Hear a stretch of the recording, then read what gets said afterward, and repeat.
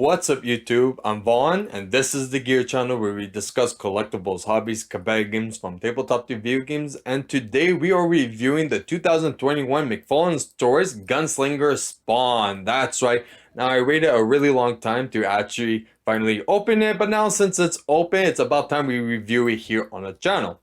Now the market price for this figure is about $30. Now you could find it a little bit less, but at the same time the shipping cost always varies. Usually at $30 I always found a bunch of them with low shipping costs. Now before we begin, friendly reminder as always, like and subscribe because it really does help the channel a lot, and also I do really appreciate it. But also, if you haven't checked my room tour, I recommend to watch that and comment down below which Todd Toy or McFarlane Toys you would like to see review here on the channel next. Now with that being said, let's get started on the review.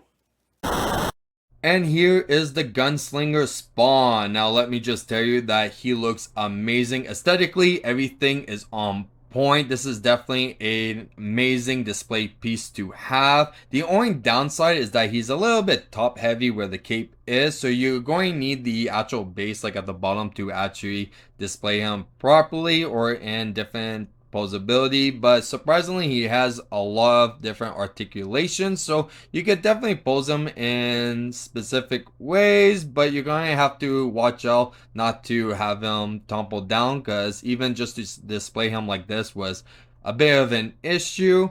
But very nice figure. Now I think it's about time we check some accessories and then go into some articulation.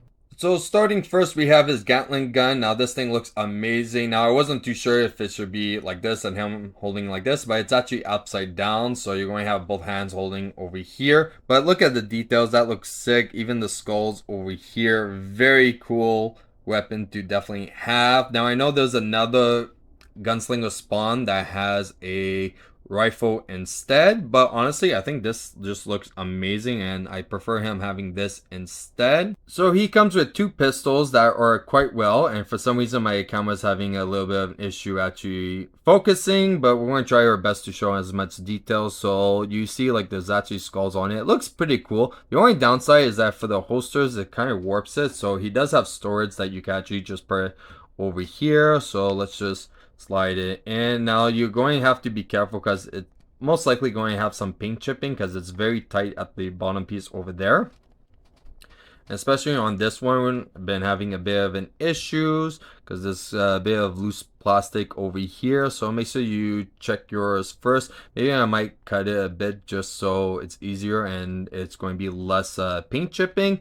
But that's pretty cool that it has very nice storage. The only downside is that there's no storage for this, so you only have to most likely have them always holding it, or you just put it back inside the box, not an issue. The other accessory is the same as all the other McFarlane Toys. Comes with a nice display stand that you could put underneath the foot, so also helps definitely pulls them and keep them steady. Now I think it's about time we check some nice articulation.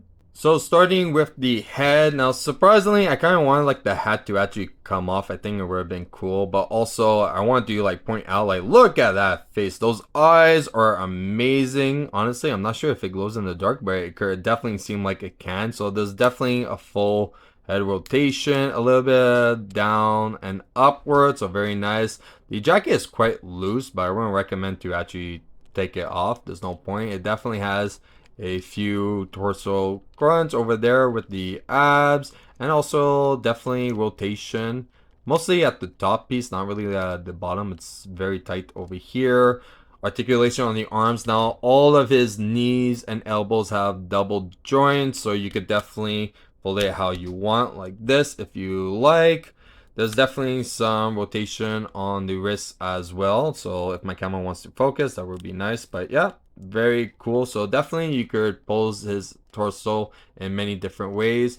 For the bottom half it's very tight as well, and also especially with these around you're going to have to be careful because you're going to be pretty much just bending the plastic, and it's really in tight at the back, so it's definitely there's no movement over here, so you're going to have to be careful when you're actually posing him with the legs. So definitely for kicking frontwards there's a lot more room, but for the back it kind of decent, but I wouldn't really recommend to really force the plastic to go even more.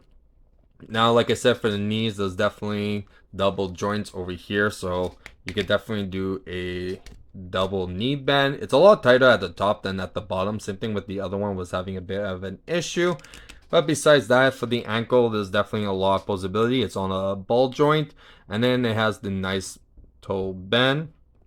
Now, one thing I do like is the flexibility of the cape. So you could definitely, if you do it in different poses and do it crunching more downwards, it does like on an angle, but you would definitely have to fix it up so it doesn't look too awkward or backbreaking.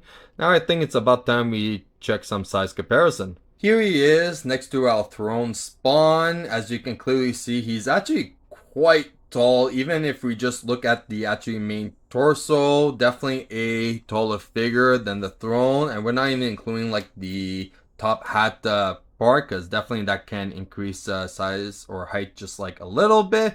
But definitely he is a decent sized figure. Here he is next to the Mandarin Spawn. Now, surprisingly, he is still a taller figure if we actually look at the torso and all that. I know the Mandarin Spawn, because of the spike, is a little bit taller because of that. But if we actually go by the shoulders, you can see that the Gunslinger Spawn is actually taller. Here he is next to Redeemer, who surprisingly I thought they were going to be exact equal heights, but the Gunslinger is once again taller.